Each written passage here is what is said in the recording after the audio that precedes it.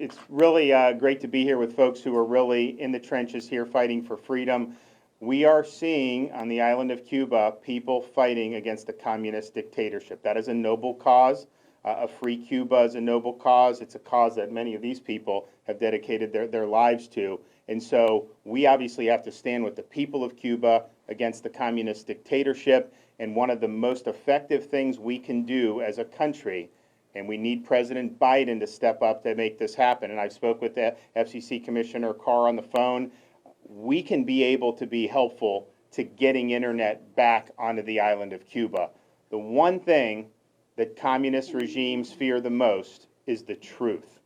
And if we're able to help Cubans communicate with one another, also communicate to the outside world, that truth is going to matter. That truth, I think, will be decisive.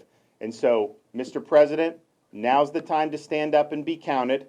I've never seen a community more unified than what we've seen here over the last nearly a week.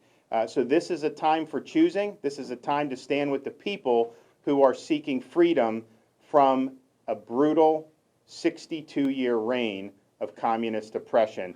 And we're happy to do whatever we can on the state level to be able to assist the effort. This is not something that is as easy as saying, okay, next minute it'll be on, but we absolutely can do it if we get quick movement out of the White House. And so, Mr. President, please heed the calls. Stand with the people of Cuba in their hour of need. This is one of, I think, the key things that can be done at this moment in time. With that, I'll let our Lieutenant Governor come up and sign. Well, thank you again for being here. And I just want to say over the last couple of days, I've thought, what would my father have thought of this situation? He passed last November. He came to this country in 1961. My mom came shortly after with my oldest sister. They came here because they understood that they needed freedom. They understood it then, just like the Cubans understand it now. And so obviously the governor has mentioned that he has been united with so many here, so many leaders, so many causes that have fought day in and day out for a free Cuba. And what I can tell you is that we have no stronger advocate than this governor. We have no stronger supporter than this governor.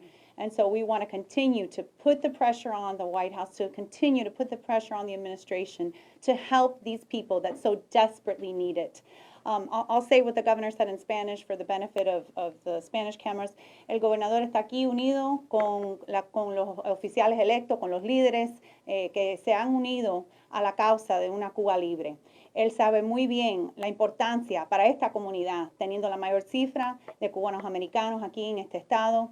Y por eso él también ha unido su voz en pidiendo que la Casa Blanca les dé acceso a lo que es el Internet. Y la razón por qué es tan importante no solo es para que ellos se puedan comunicar unos con los otros, pero es para ver la verdad de lo que está sucediendo, la verdad de la tiranía que está sucediendo, la verdad de lo que están haciendo con su mismo pueblo. Y yo creo que eso es importante y por eso el gobernador le pide al presidente que ahora es el momento de tomar las decisiones, ahora es el momento de decir presente con los cubanos americanos aquí y con los cubanos en la isla que desesperadamente están pidiendo libertad. Muchas gracias. ¿Qué ha pasado con la petición a las compañías de la Florida sobre el Internet, vicegobernadora? ¿Nos puede actualizar sobre eso? ¿Puedes repetir la pregunta, Ana? Sobre la petición a las compañías de la Florida para el Internet que anunció el gobernador en el museo. Bueno, sabemos que el gobernador ha estado muy involucrado en tratar de facilitar lo que es acceso, por eso se ha unido aquí con la congresista y el congresista y con el FCC para buscar la manera de traer el acceso al Internet. Él cree que es el paso más importante que podemos tomar en este momento, mientras que obviamente el gobierno tiene que decidir en qué forma va a continuar a asistir a lo que es los cubanos en la isla. And I think just, so we do have some Florida companies. And those satellites, there's certain things that would require there. And then did you talk about some of the other options? So there's just a variety of things. Our view is let's turn it all on and let's get moving. But there is different ways that some of these would go. It isn't as easy as just saying, hey, this satellite could just be put over there. But it can be done. if we have the support. Correct. And The Governor, political Governor, will can you and- explain the option with the Florida companies? That gained a lot of interest when we reported that a few days ago. Well, so, for example, people have been talking about some of these satellites that they could be moved over. And in theory, that's true, but and maybe if you want to talk about, it does require some infrastructure on the ground to be able to send that signal to the devices. One of the things that the commissioner and I talked about was actually ways where you could go straight to the devices without needing that. That would be different than some of the companies we have in Florida. So we want to exhaust any options that we can, but there may be a need to do a little bit more in providing some infrastructure closer to the island or even on the island. One of the things that could be utilized is the embassy, the U.S. Embassy that's in Havana. And we should be willing to put whatever we need there to be able to get signals in other parts of Cuba to the Cuban people. I think that would mean that would make a big difference. But it isn't as easy of just moving a satellite and all of a sudden goes straight to the devices. Governor, but what you just said, lo que dice el gobernador es la embajada norteamericana en La Habana. If that embassy, if they turn on the internet services, anyone that can go to the malecón, and then from there they can upload. Eso lo que está diciendo el gobernador es clave, que la embajada norteamericana en La Habana prenda el internet para que todos los cubanos se puedan conectar. ¿Qué puede ser más fácil que eso? What can be easier than that? So I Governor think DeSantis, Governor, as you know, for the last couple of days, major thoroughfares in Miami have been shut down for hours by demonstrators supporting the people of Cuba, of which you also support, I know. And yet, with the existence of HB1, the anti-rioting bill, it appears they are breaking the law.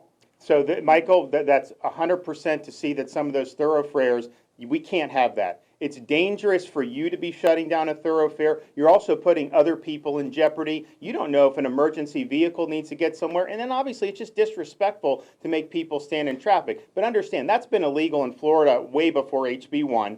It's not something that we're going to tolerate, and I know Marcel and other people, they were out there saying, guys, you got to get off the road. So they did the right thing, the law enforcement did the right thing to clear it, and that's just something that we can't have. There is nothing wrong with doing peaceful demonstrations, and HB1 had nothing to do with peaceful. And Cuban Americans who are out demonstrating in Versailles, they're not violent. Those aren't riots. They're out there being peaceful and they're making their voice heard, and we support them and their ability to do that. But it can't be where you shut down commerce or you shut down the ability to use these arteries. It's very important that people are able to get, especially in a place like Miami, where the traffic can be really bad. And again, you never know. Someone may need to get to a hospital or something like that. So I think that message has been received, and I really thank the folks. I know we had Highway Patrol out there earlier in the week helping to clear it. Most of the places around Florida, as soon as those folks were told, they got off, but we've got to keep the roads clear. But the Governor, commissioner have wants you to shut down spoken to for the Biden hours. administration? Have you spoken to them? Are you negotiating at all? Well, I have not heard back on our request, so we did the request for, I know the Congresswoman and the Congressman support. I know the community here supports that request, so hopefully we will get some type of response in the very near future. I mean, our view is time is of the essence here. Every day that the regime has to black out the truth is a day that they can get the upper hand on this. Every day where the truth is out, not only throughout Cuba, but in the world, is a day where freedom is going to have the upper hand. So let's act now. Here in Miami, we're hearing a lot of calls for intervention. One, do you support this call to action? And two, do you expect that once you get the internet and videos out, people will see what's happening and then would be more supportive for an intervention as Cuba? Well, look, I think it depends on, I don't know what that means in terms of, what you're saying. Some people have asked about, what role the military, and I think Marcel has pointed this out. The best role for military is the Cuban military to realize that time's up. That you can't keep doing the bidding of a repressive dictatorship that is not governing with the consent of the governed. And so clearly, this is a dictatorship that is lost. Not that they ever had it, but clearly they don't have the consent of the governed now. And so I think that the best thing would be for those military, particularly some of the younger military folks, to understand you can really be heroic in this. You can play an instrumental role in founding a free Cuba, refounding the country, and a free republic. And that will be something that will help millions of people, And that will be something that will cause you to live in the history books. Correct. Yeah, listen, as I said, this is a moment in history that we simply cannot sit on our hands and let pass by. You know, every single minute right now, there are people getting brutally beaten by the dictatorial regime just 300 miles from where we are right now. The one thing that communist leaders like least is the attention and the spotlight of the international world. And that is what the power of internet connectivity is. This is one of the greatest inventions that America has ever had, one of the greatest innovators from freedom and free speech that we've known. And brutal dictators, from the regime in Cuba right now to Iran, the very first move they make is to either shut down the internet entirely or block the applications that allow the people that are fighting for their God-given right for freedom to get that message out. This is not a technological problem. We have the technology today that can begin to be deployed to provide connectivity into the island. Just this morning, I was at Radio Marti. As I said, they've been broadcasting signals into Cuba for decades now. Cuba doesn't like it. They think it's illegal. They try to block it. But we do everything we can to get that message in there. We need to follow that type of model, partner with innovative U.S. companies, and start beaming internet connectivity in there. We can start that process now.